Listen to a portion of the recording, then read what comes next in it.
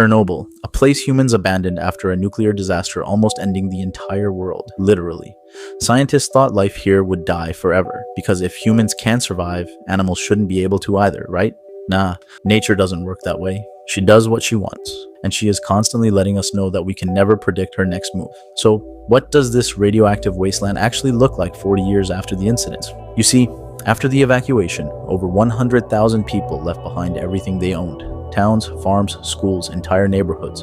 Roads went unused, houses fell silent, and the streets became empty corridors stretching for miles. The Chernobyl exclusion zone now spans more than 2,600 square kilometers, a massive patch of land where humans simply do not exist, making it one of the least inhabited areas on Earth, about the size of Luxembourg for reference, just empty. Now this is starting to sound like a pretty interesting experiment, because when humans disappeared, the forests didn't stay empty for long.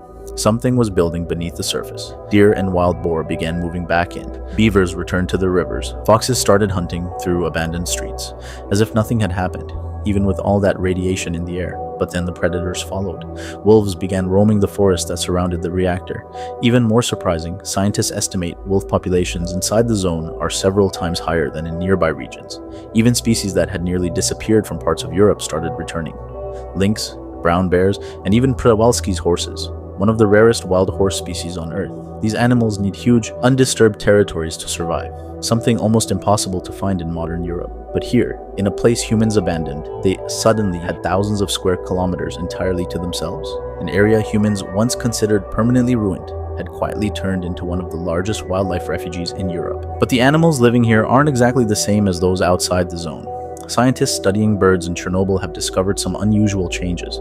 Some have partially albino feathers, strange color patterns, and even smaller brains than birds living in cleaner environments. Frogs living near the reactor have developed much darker skin, almost completely black.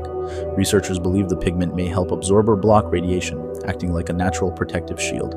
In some radiation hotspots, insects and spiders show deformities, twisted wings, uneven body shapes, and unusual growth patterns. Yet despite these effects, life keeps adapting. Beavers have built dams across the abandoned rivers, flooding old farmland and creating entirely new wetlands.